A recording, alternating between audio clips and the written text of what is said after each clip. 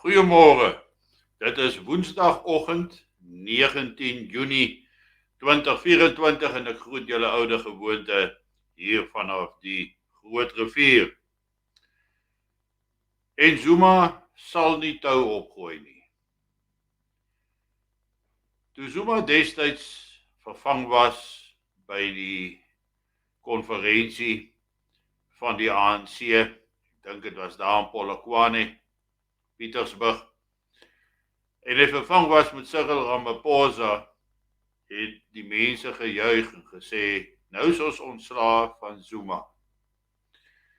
Toe word hy vir minagting van die Zondo-kommissie in hegtenis geneem en in absentia gevonnis tot 12 maande tronkstraf.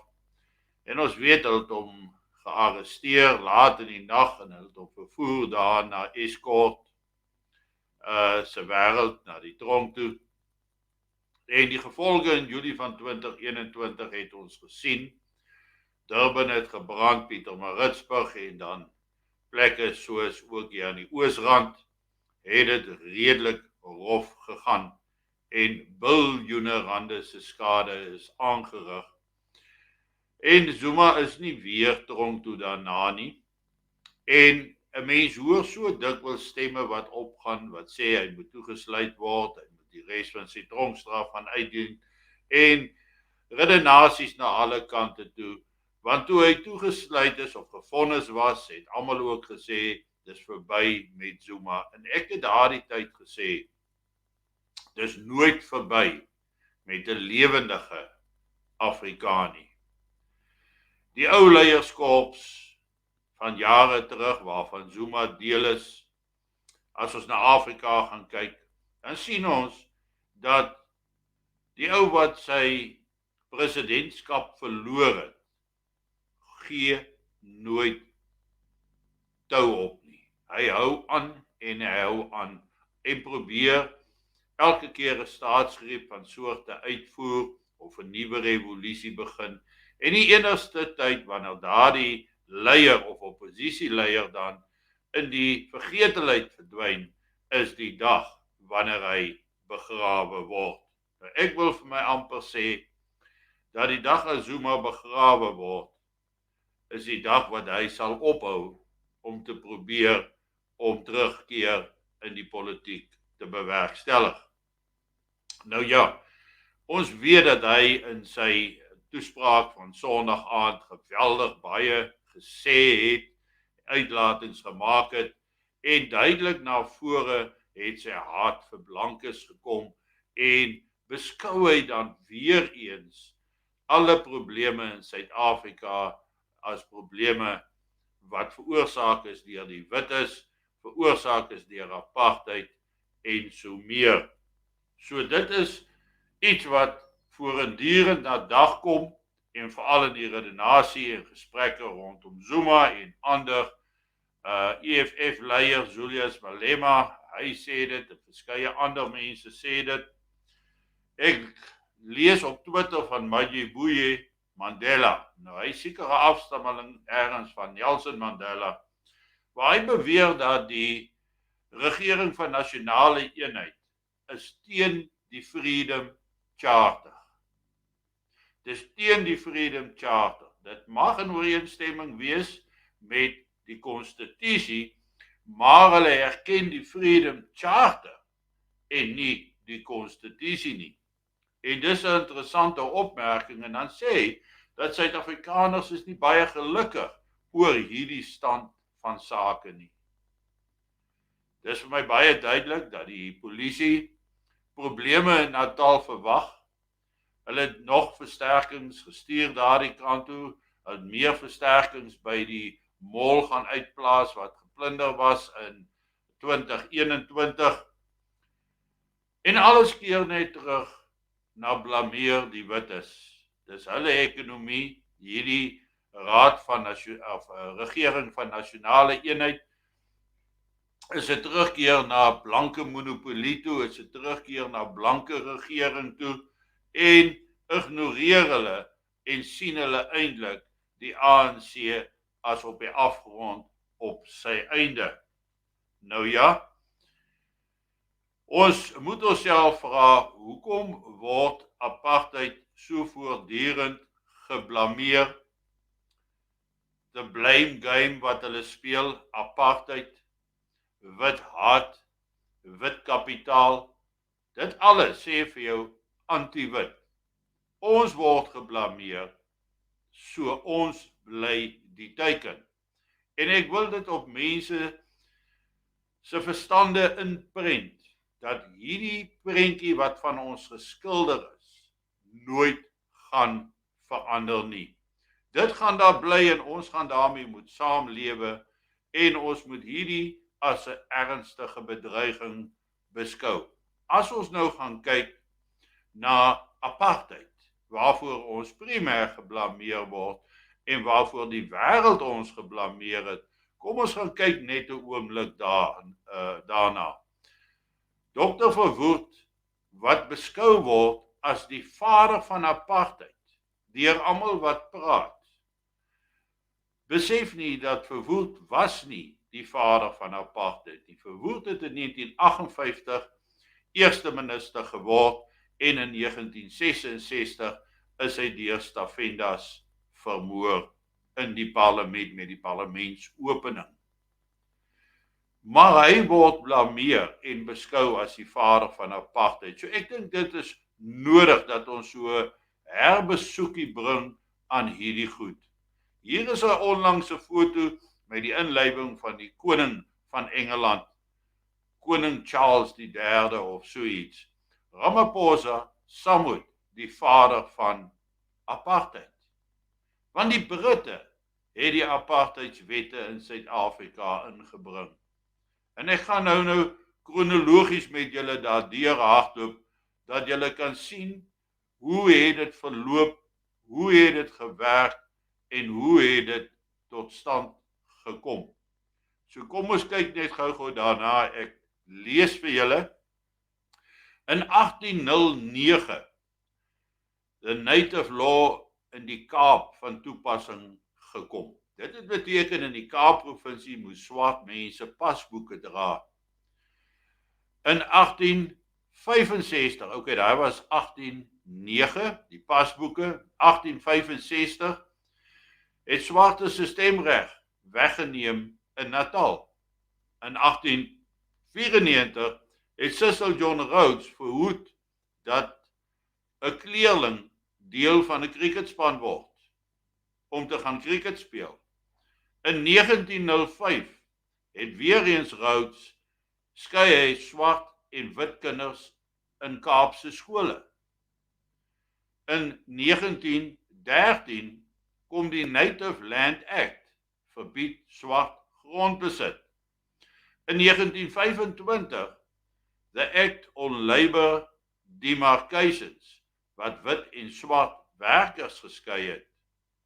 In 1936 generaal Jan Smuts aparte verteenwoordiging in die parlement ingevoer.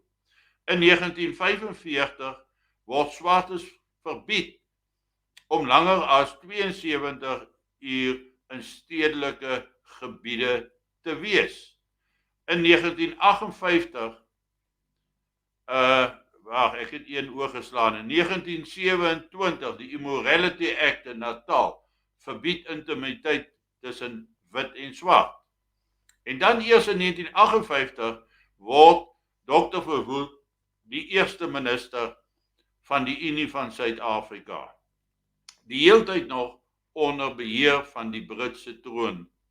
In 1961 is dit Republiekstigting op 31 Mei en kry ons vir die eerste keer weer ons onafhanklikheid vanaf Brittanje terug. En in 1966 word Dr. Verwoerd vermoor deur Stavendas. So daar is nie 'n teken dat die groot gros van apartheidswetgewing ingebring is deur die nasionale partyregering of dan deur Verwoerd nie. Verwoerd is nie die vader van apartheid nie. Dit het 150 jaar voor Verwoerd aan bewind gekom het, was daar reeds daardie wette ingebring deur 'n regerende Britse kroon, wat dan die Unie van Suid-Afrika van 1903 of 1910 af inteendeel ook gebeheer het. Maar daar bestaan baie wanopvattinge rondom apartheid. Kom ons kyk hoe die wêreld en meeste swart mense apartheid sien. Apartheid in Afrikaans gespel E-P-A-R-T-H-E-I-D. En die res van die wêreld het dit gesien as apart, haat. Apart, haat. Dis hoe die wêreld dit gesien het. En ons voel vandag nog die implikasies daarvan en dit spel vir ons baie groot gevare uit. En ten spyte van al hierdie aanklagte en beskuldigings wat van die radikale linkse kant af teen ons gevoer word, dan vra 'n mens en kan jy net wonder oor die volgende foto wat ek opsit vir julle. Julius Malema, leier van die EFF, omring deur wit meisies. Nou dit is vir my sleg om te sien en te aanskou, want ek het nie in hierdie nuwe era groot geword nie. Ek lees op X, dis nou ou Twitter, ook gister lees ek 'n stuk waar ook na 'n post 94 persoon geskryf het, 'n vrou, dat sy was absoluut geskok om uit te vind dat slegs blankes nasionale diensplig moes gedoen het, geforseer was. Ons weet dat swartes ook aangesluit later van jare, maar aanvanklik en deurlopend was dit net blankes wat verpligte militêre diensplig uitgeoefen het, uitgevoer het. En so is daar 'n klomp wanpersepsies wat bestaan rondom hoe het die dinge in Suid-Afrika gewerk.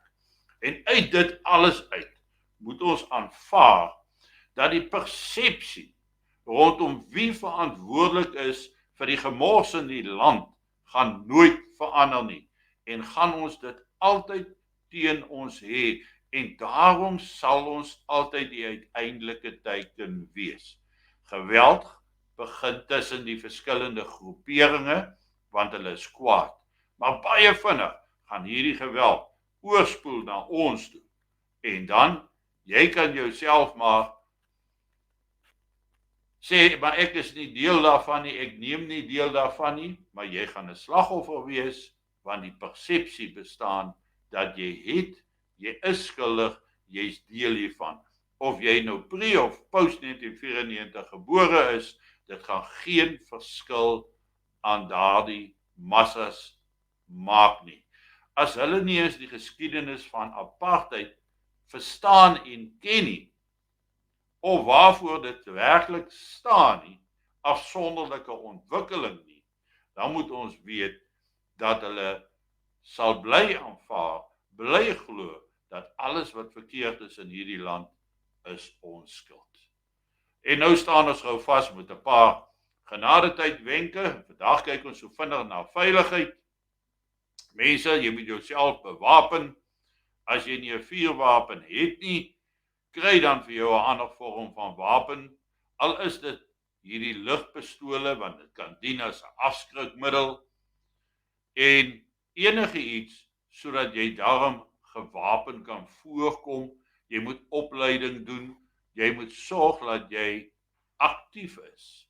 Jy moet jou roetine afwissel. Dat jy nie elke dag op presies dieselfde tyd by jou hek stilhou nie. Dat jy nie op presies dieselfde tyd van die huis af vertrek nie, sodat niemand jou in die oprit kan inwag nie.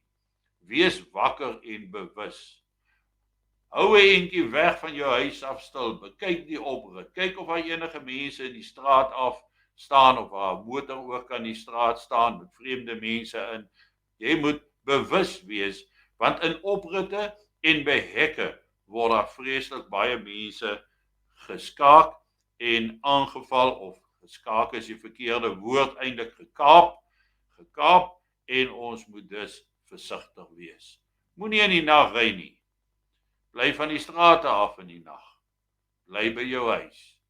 Behalwe as jy 'n veilige roete het en jy is voorberei om jouself te kan verdedig of na jouself te kan kyk. Hou jou deure en vensters gesluit en toe. Moenie enige iemand vertrou nie, wit of swart nie. Nie die ou wat jou pakkie kom aflewer by die huis nie, niemand nie. En as jy kan bekostig 'n alarmstelsel wat gekoppel is aan gewapende reaksie. En dis die veiligheidstips wat ek nou vir julle gee vir die nou fase, maar ek vat hom vandag so 'n bietjie verder. Ek sê dan ook genadetydwenke, veiligheid in die dan tydperk wanneer daar probleme in Suid-Afrika kom. Skakel in by jou konvooie. Oefen saam met hulle, dit kan jou lewe red. Jy moet weet hoe is die konvooi saamgestel. Hoe kommunikeer jy met die mense in die konvooi? Waar ry jy? Waar is jou plekkie? Hoe ver moet jy van die voorste voertuig af wees? As jy nie dit gaan doen nie, gaan jy waarskynlik op die verkeerde plek inval. Dit gaan 'n gruwelike ervaring wees indien dit nie alles in daardie konvooi gaan opvoeter nie. Wapenstande is belangrik. Jy kan nie die hele tyd met, soos die Engelse dit sê, 'n one-up rond beweeg nie, want 'n skietongeluk in 'n groot groepering, die kans dat iemand getref word, is baie goed. So wapenstande moet toegepas word deur die konvooileiers, sorg dat die mense se wapens op die regte stand is en uit die aard van die saak die beskermings of die voorste gedeelte, hulle sal op 'n ander stand wees as die lede van die konvooi. Onthou, jou veiligheid lê in getalle, want dit is ook waar die meeste wapens bymekaar is om dan te kan beskerm. En dan 'n baie belangrike ding, moenie huiwer nie, reageer. Doen die teenoorgestelde as wat hulle sal verwag, skiet. Ek onthou 'n voorval 'n paar jaar gelede waarby ek betrokke was. Ek was nie fisies daar nie, ek was kort nadat dit gebeur het op toneel en die man het by sy kombuis toonbank gestaan en die volgende blik toe staan daar 5 gewapende manne in sy voordeur. En hulle probeer almal so vinnig as moontlik inkom, maar hulle bolling toe nou in die deur, maar sy pistool lê op die tafel wat tussen die toonbank en die deur is. En hy storm vir die wapen. En toe hy storm vir die wapen, toe skrik hulle en hulle probeer almal agteruit gaan en het hy sy wapen net eenvoudig gebruik en in die klomp ingeskiet en op die ou einde van die dag 3 van hulle daar noodlottig getref. Jy moet nie huiwer nie, jy moet dadelik reageer. En as ons wil lewe, moet ons oorleef. Nou hierdie goed moet ons vir onsself in ons koppe inprent. Want ek sê altyd, as jy 'n vuurwapen dra, of jy trek hom, of jy haal hom uit sy sak, moet jy bereid wees om hom te gebruik. Anders word hy teen jou gebruik nadat hy afgevat is. Mense, daarmee dan nou eers sê ek vir julle ook baie dankie vir hierdie oggend en laat ek net gou daar afval. Julle moet julle kondensmelk koffie geniet. Ag, ek is nou heel deur mekaar. Hier, daar is hy. Nou is dit weer reg. Dankie.